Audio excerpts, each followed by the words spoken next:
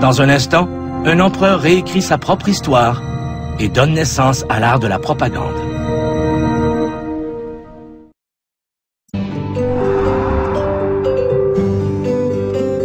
Le Louvre abonde de gigantesques fresques dépeignant des moments importants de l'histoire.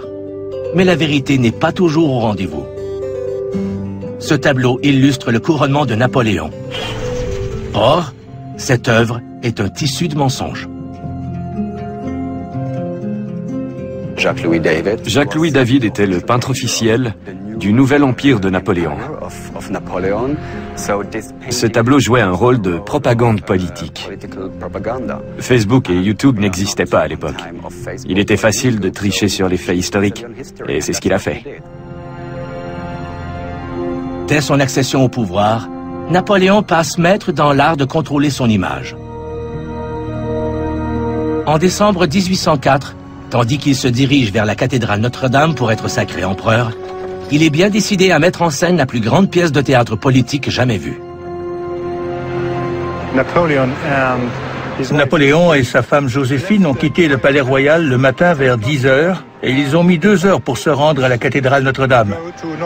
La procession est passée par ici, devant ce qu'on appelle le Conseil d'État. Aujourd'hui, la France n'est plus gouvernée par un empereur. Mais si c'était le cas, l'héritier du trône serait Charles-Napoléon, le descendant du plus jeune frère de Napoléon.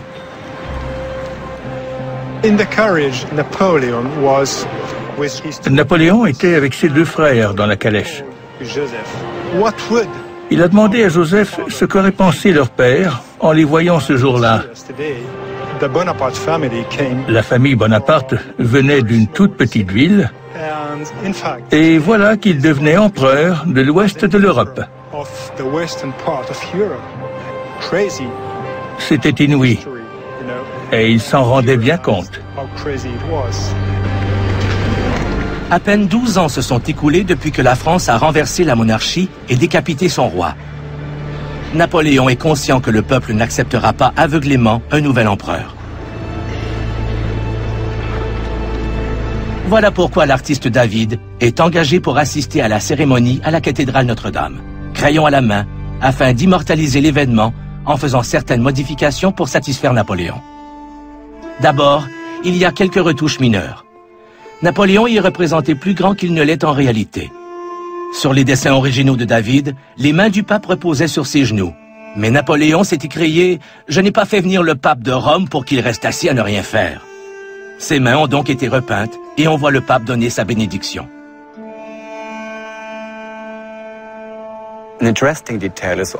Il y a un détail intéressant qu'on ne voit pas. L'école de peinture néoclassique exigeait que l'on dessine le modèle nu avant de le peindre vêtu.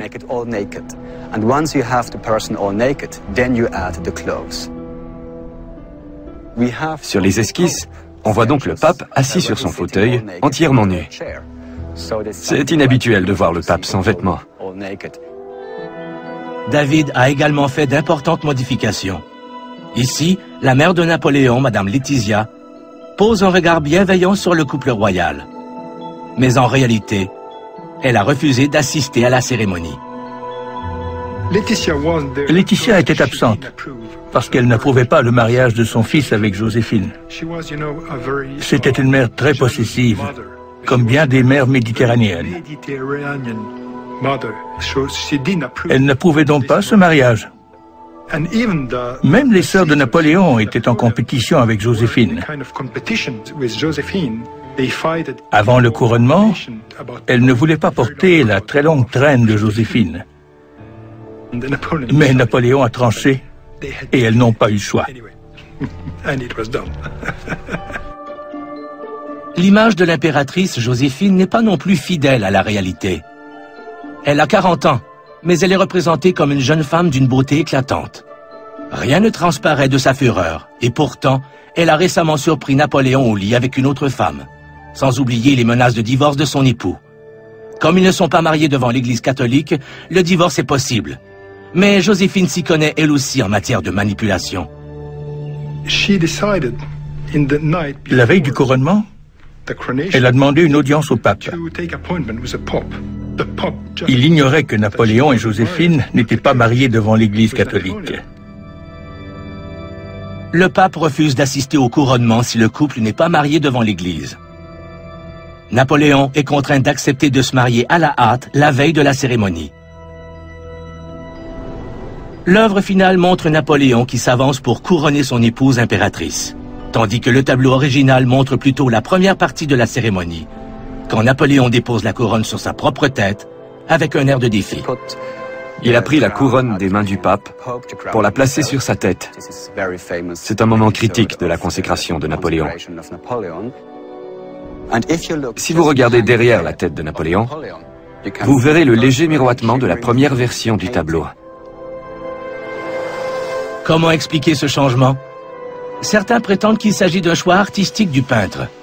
Mais les mémoires de Napoléon révèlent que Joséphine a elle-même demandé cette modification à David. La nouvelle impératrice avance en âge et elle n'a pas donné d'héritier à Napoléon. Quelques années plus tard, il la divorcera. Mais sur ce tableau, elle est jeune et magnifique et elle est immortalisée à jamais dans un moment de gloire. Le sien, et non celui de son illustre époux. D'un côté, on a la cérémonie officielle avec le couronnement et l'œuvre de David, mais la jalousie qui les dévorait transparaît en filigrane. C'est la comédie humaine.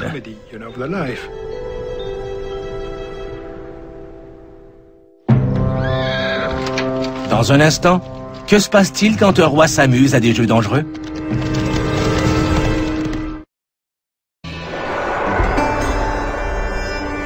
Au deuxième étage du musée du Louvre se trouve un chef-d'œuvre métallique. Il s'agit de l'armure d'un roi de France du XVIe siècle, Henri II. Si elle vous semble toute neuve, vous ne vous trompez pas. Henri ne l'a jamais portée. Pourquoi? C'est un secret de musée.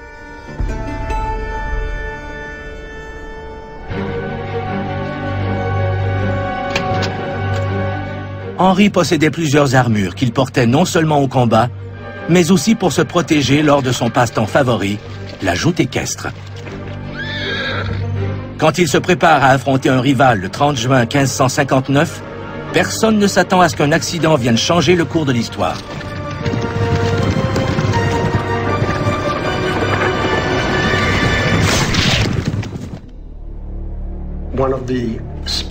Un éclat de la lance s'est logé dans l'orbite de l'œil, ici. Il n'a pas pénétré dans l'os crânien. Mais comme la lance de joute était très sale, maculée d'excréments de chevaux et de terre, des substances contaminées se sont introduites dans les tissus mous de l'orbite, en causant une grave infection de l'œil. Henri II vient d'avoir 40 ans et il est fier de son physique encore athlétique. Il n'est pas reconnu pour sa vivacité d'esprit, mais il est grand et séduisant et il a fière allure dans une armure. Notre brave Henri II était un féru de joute. Il adorait ça, comme tous les grands chevaliers d'ailleurs de l'époque, comme tous les grands gentilshommes, et donc il organisait des tournois.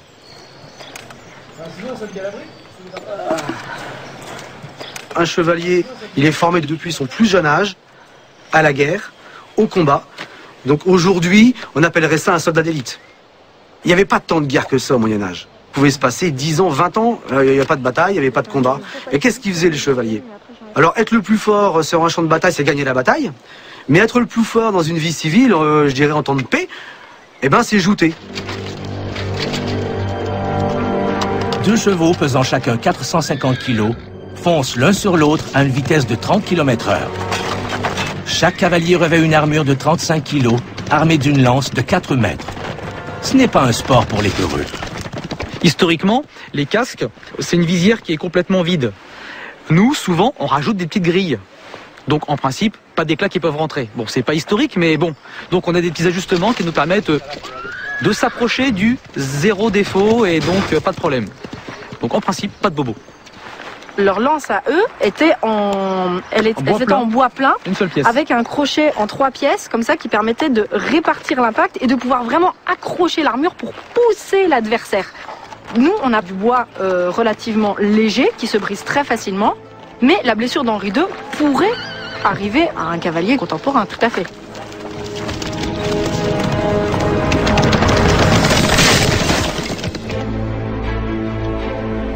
Des éclats de lance s'enfoncent profondément dans l'œil du roi. Il est immédiatement transporté dans son palais.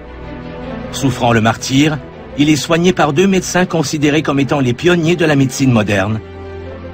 Ambroise Paré, le père de la chirurgie, et André Vessal, dont les travaux sur l'anatomie ont fait autorité pendant des centaines d'années. C'était à la fois des scientifiques et des observateurs. Ils ont transmis leurs découvertes à la postérité. Et aujourd'hui, des centaines d'années plus tard, on peut tenter de comprendre ce qui est arrivé à Henri II grâce à eux. L'éclat est entré dans l'œil, mais il n'a probablement pas transpercé l'orbite. Il a dû s'enfoncer de 2 cm. Pouvons-nous l'essayer? C'est ce que je vais faire. À l'aide d'un nouveau logiciel de visualisation, le neurochirurgien Mark Bernstein et le chercheur Fabio Herz reconstituent les circonstances précises de l'accident afin de voir la blessure infligée au roi telle que décrite par ses médecins. Voilà la cible. Tu peux enfoncer le crayon en ligne droite. Voyons voir. Voilà, c'est mieux. C'est le point d'arrêt. C'est là que l'éclat s'est logé. Quand les éclats se sont enfoncés, et l'un d'eux est représenté par ce trait vert, le roi a probablement perdu la vue de cet œil instantanément. Quand je soulève le cuir chevelu, on voit que le trait vert s'enfonce à l'intérieur de la cavité orbitale. Quand Henri a subi sa blessure à l'œil droit, il y a eu une accélération vers l'arrière et ensuite vers l'avant. Le cerveau a bougé à l'intérieur du crâne. C'est typique des lésions cérébrales. Ça produit une contusion à l'arrière du cerveau, ici. Par la suite, l'infection a progressé dans le globe oculaire et la bactérie s'est propagée dans le cerveau. La lésion a fait pression sur le cerveau et toute pression incontrôlée à l'intérieur du crâne provoque la mort. Les médecins du roi tentent de comprendre la nature de sa blessure en procédant à des tests sur des têtes de criminels décapités. En désespoir de cause, ils envisagent d'ouvrir la boîte crânienne du roi pour relâcher la pression, une opération qu'on appelle une trépanation. Avec les connaissances dont ils disposaient à l'époque, la trépanation était leur seule option, mais il leur aurait fallu beaucoup de chance pour réussir. Ils ne pouvaient pas savoir avec précision où se trouvait la lésion. Aujourd'hui, les tomodensitométries et la résonance magnétique nous montrent exactement ce qui se passe dans le cerveau. Mais ces techniques d'imagerie n'existaient évidemment pas. S'ils avaient procédé à une trépanation, ils s'en seraient peut-être remis. Après 11 jours de souffrance, le roi Henri II succombe à sa blessure. Son corps est solennellement exposé dans cette galerie du Louvre, tandis que son masque mortuaire se trouve dans une pièce voisine. On dit qu'Henri II est mort avant que cette armure ne soit terminée. Voilà pourquoi il ne l'a jamais revêtue. Il n'en a pas eu la chance. Sa mort prématurée a plongé la France dans un chaos sanglant.